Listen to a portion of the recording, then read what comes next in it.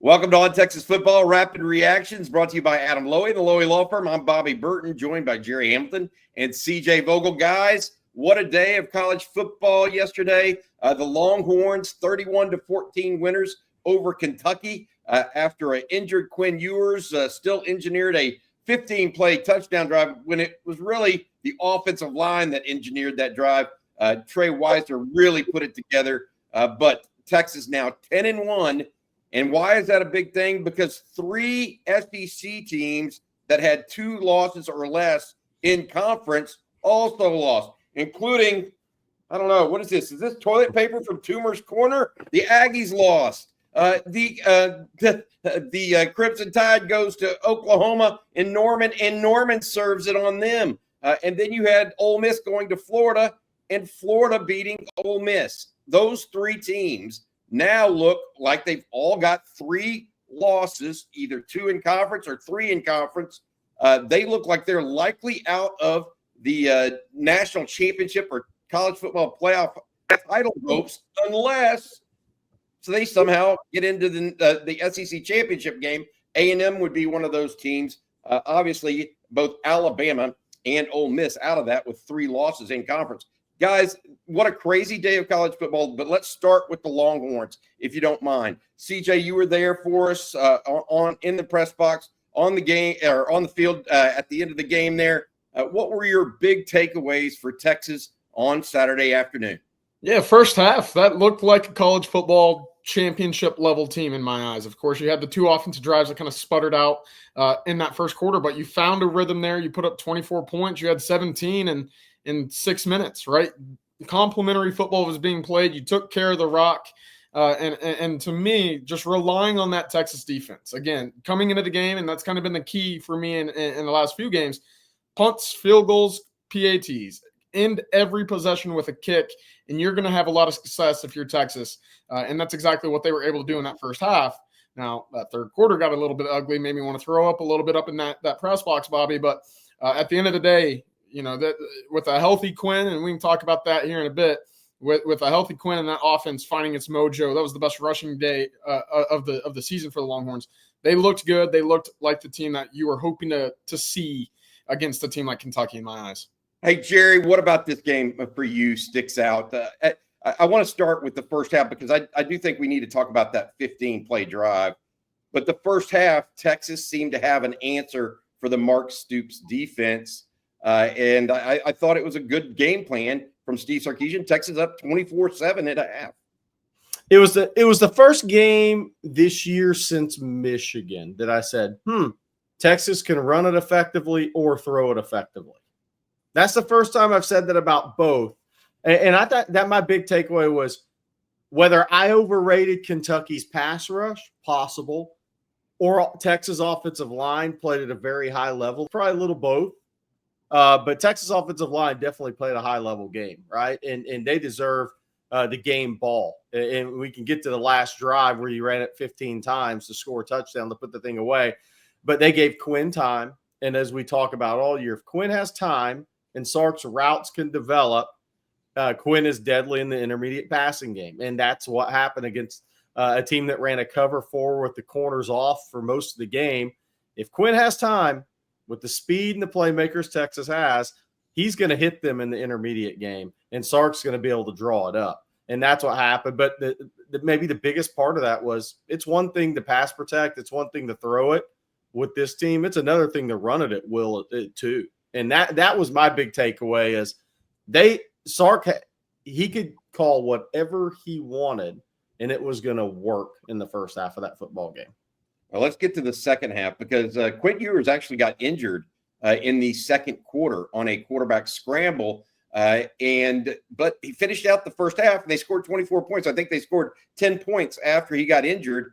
But the second half, it looked like the injury kind of set in. He was clearly a lot less mobile. And I'm not saying Quinn Ewers is the most mobile quarterback ever, but he was clearly a lot less mobile than even customary. Yet he still fought through it. Steve Sarkisian made the decision to stick with him that I think can be second guessed or could have been second guessed had Texas gone and got Kentucky gone within 1 score. But then that drive came, 15 plays, Gerry and CJ. And I tell you what, it ate up 8 minutes of clock, 85 yards. It salted the game away. They finished with a touchdown right up the gut. And Trey Wisner, we've all mentioned the offensive line now. Trey Wisner, what a game, Gerry. He did. He had a tremendous game. It's the biggest workload he's had as a college football player. And we were talking about it yesterday on the Watch with Us after Jaden Blue's fumble and Jarrett Gibson's fumble. Rod Babers was like, all right, Trey Wisner, this is your game. You're going to have to take 25 handoffs. Texas doesn't want to do it, but you're going to have to do it in this game. And he answered the call. Once again, he answered the bell as he's done all season when called upon by Steve Sarkisian. Tremendous drive to close it out after playing hot potato with the football most of the second half and being relegated to a run game, essentially, with Quinn Ewers not being able to step into throws. And then Kentucky knew they could bring numbers. But defense was tremendous. Offense did enough in the second half with that one drive when Sark, I thought his hands were tied, whether that was by his own decision or not. His hands were tied from a play calling standpoint in the second half. The passing game had pretty much gone away, and then Kentucky could be more aggressive with their defensive front and their defensive backs. CJ, what did you see in that second half? Yeah, I mean, the running backs, I thought that running game in general was the best that Texas had the entire season in my eyes. And, you know, we talk about it with Trey Wisner, 150 yards, 26 attempts. His long, I believe, was only 21 yards, right? So it's not like he had, you know, a 60-yard run to boost those numbers. And I'd actually like to go back on later this afternoon, Bobby, and figure out how many of his rush attempts actually went for 5 yards, because it felt like every single one of them was going for 6 or 7 or 10. And it was just steady positive yards on the ground game, in which we haven't seen that consistently this year. We've seen it in spurts, but not in a 15-play consecutive ground and pound when Kentucky knows what's going on at the quarterback situation and they still can't stop it. That's what you hoped this offensive line would be, or this running game would be coming into the year. And hey, maybe that's a great sign for what's to come later this year. Who knows? But it was a really positive show. Yeah, maybe CJ, maybe we're just now seeing it 11 games into the season. Right. Because guess what? We saw it in game 10 against Arkansas last weekend, did we not? A fourth quarter long drive to kind of put the game out of reach. That's what Texas did 2 consecutive weeks. We can talk about how they did it and whether or not their quarterback was I mean, Quinn literally looked like he was playing on one leg out there in the second half. I couldn't believe Sark stuck with him, but it was clear why he did in retrospect, and that's because that he saw that Quinn could get him into the right plays, knew the handoffs, knew how to take care of the ball, and he leaned on his third-year quarterback, in my opinion, to just manage the game and hand the ball off. Trey Wisner, you mentioned it, averaged more than 6 yards a pop on the day, CJ. 1 touchdown, 26 rushes, 158 yards. Just a yeoman-like performance from him. But I want to remind y'all, 2 consecutive weeks now, the Longhorns have done exactly that, salted away a game in the fourth quarter when they needed to, in my opinion. I've got to ask you guys this now. With all this turmoil in college football, think ahead here, all this turmoil in college football, what does this mean? What does it set up for going forward? CJ, give us the breakdown of what it looks like for a potential SEC championship matchup. So the winner of Texas and Texas A&M next weekend will be headed to Atlanta to play the Georgia Bulldogs in what essentially will be a home game in Mercedes-Benz Stadium. So Texas, listen, we talked about it earlier in the year, maybe back in July and August. There's a way for Texas and Georgia to play each other 3 times this season. Well, if you go to College Station, you take care of business against the Aggies, there will be game number 2 of what could be a trilogy this season. Of course, Georgia, hey, you know, for their faults this year, they're still in a position to maybe win the SEC championship game. And again, that's a talented football team on both sides. Texas, again, got to take care of business real quick in College Station before you're looking too far ahead. All right. Before we get going, I've got to ask you guys some recruiting stuff because that's got to be part of this rapid reactions with the Longhorns getting a commitment on Saturday. But first, I want to say thank you to our sponsor, Adam Lowy of the Lowy Law Firm. Adam and his group have been helping injured Texans for more than 20 years. Visit them at loeylawfirm.com. That's loeylawfirm.com. If you've been involved in a car wreck, truck wreck, automobile accident of any kind and think you might be due compensation, Adam and his group can give you a free, no strings attached consultation. Again, loeylawfirm.com. Gerry, I'm going to go to you. You and CJ were both hanging around yesterday looking for recruits around Moncrief Newhouse as well as on the field there. What did you see? And tell us a little bit about the latest commitment, Joseph Mbaktu. Yeah, Joseph Mbaktu, the four-star, I call four-star plus, meaning I think he's a top 150 level prospect in the country. Defensive lineman from Grayson in the Atlanta area out of Loganville, Georgia. Big-time upside guy. I don't think he's an impact player necessarily. It's his first year playing football, organized football this year for Grayson. So he's played in a limited role as he's learning the game, but his upside is just through the roof.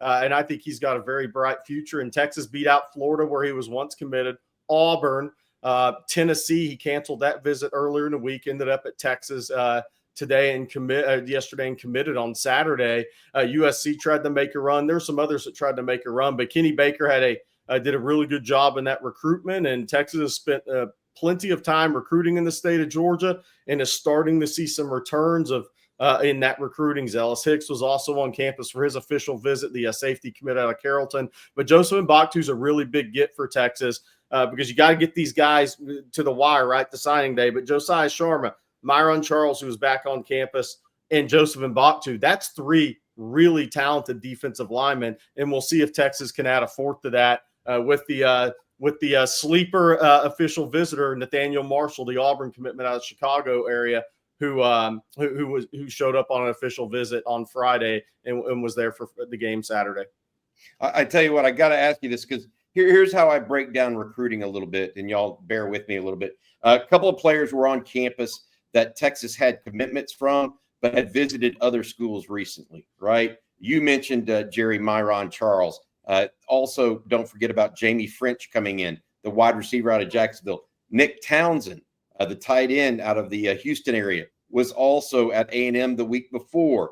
So Texas wanted to solidify those. And then there were the guys that they're trying to get that were uncommitted. Mbaktu was one of those. Michael Fasusi, the big lineman, 5-star out of Louisville, was another. He was in town. And then you mentioned Nathaniel Marshall out of the Chicago area, another defensive end tackle kind of guy. He looks a little bit like maybe an Alfred Collins type guy to me, in my opinion. So all of that plus 26s and 27s there. CJ, what did you notice in recruiting as well?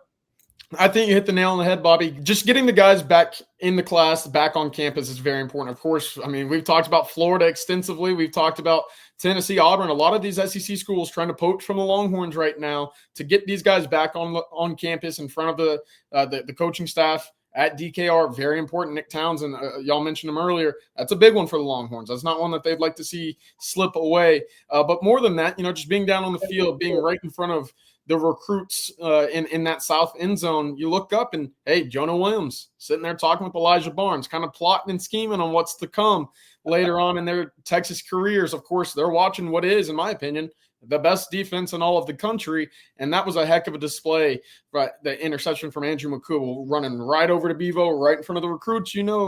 That's that's resonating right there with those recruits. That's a cool moment for them. Yeah, all right, let's get to that defense now because I think that's a good recruiting update and should whet everybody's appetite for later. We'll have more today on recruiting. Sunday night live stream starts at 7 o'clock later tonight. But, guys, let's talk about that defense because I tell you what, look, Kentucky went to their backup quarterback in the second half, right?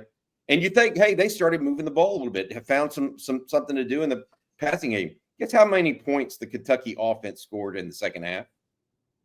0. Yeah. 0.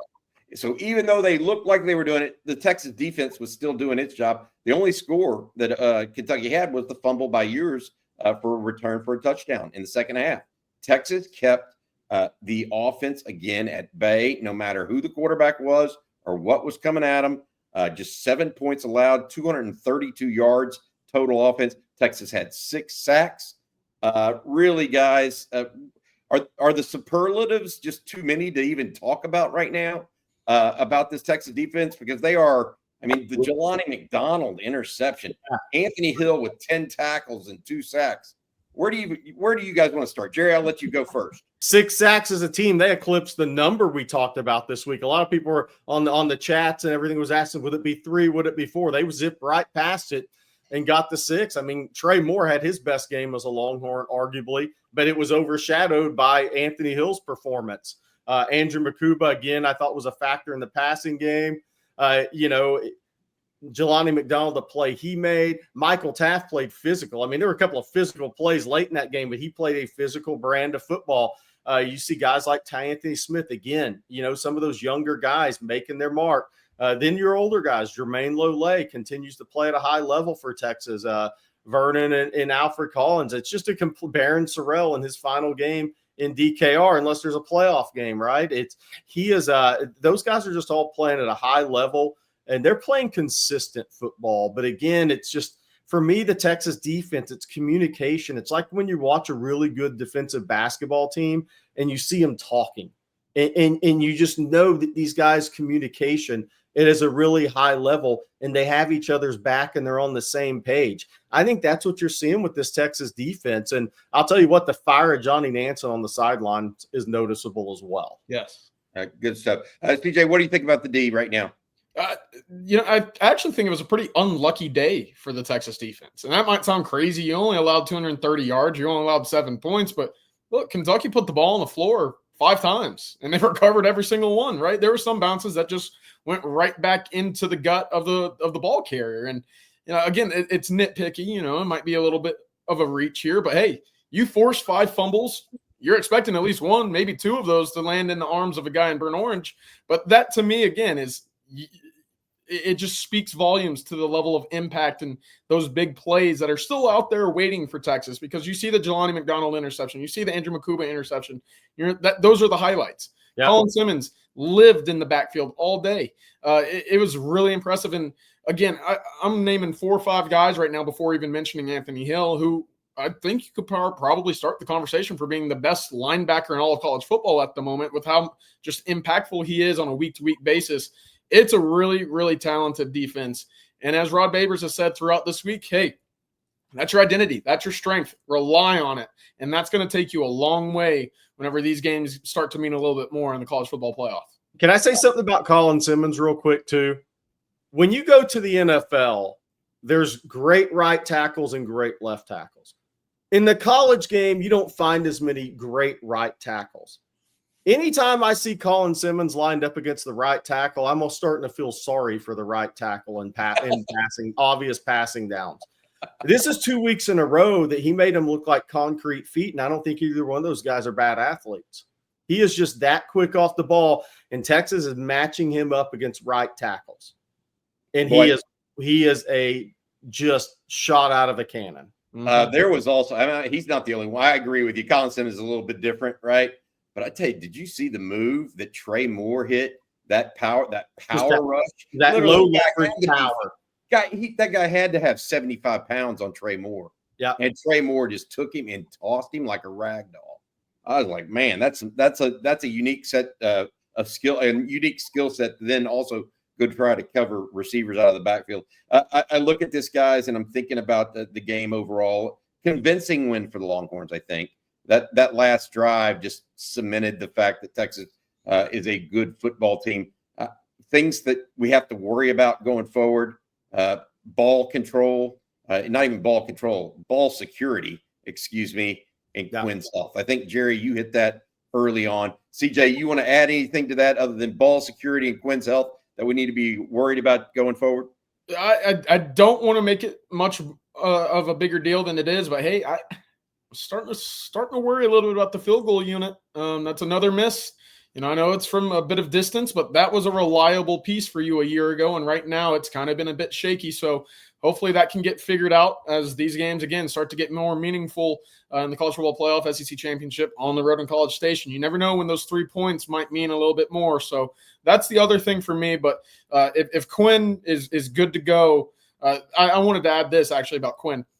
Do you really think he was going to come out of this game, his senior day, He did everything to stay in it. You're right. That's exactly, and I know Sarkisian that was he'll never admit it, but that's the exact reason why there was never, in my eyes, a contemplation about going to Arch. Is look, Sark is going to ride and die with Quinn because that's the guy that's got him to where they are, right?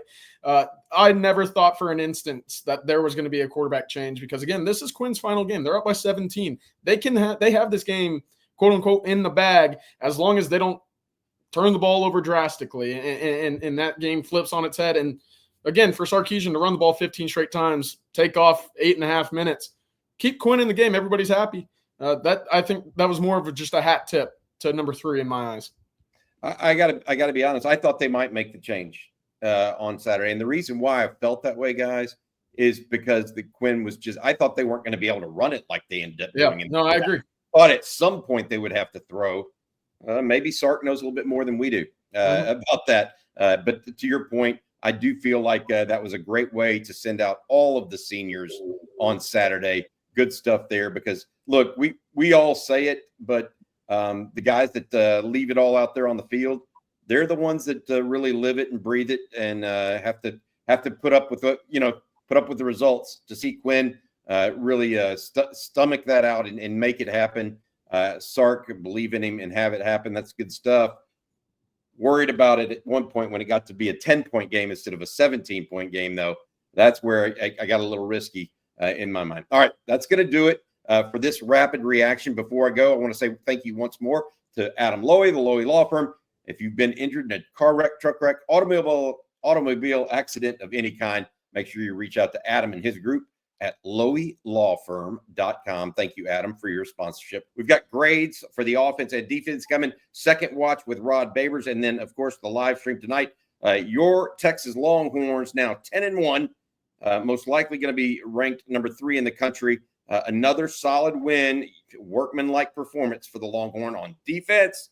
And that run game for the Longhorns really got going on Saturday. For CJ, Gerry, and our producer, Matt Hutchinson, I'm Bobby Burton. Thanks again to our sponsor, Adam Lowy. Hook 'em.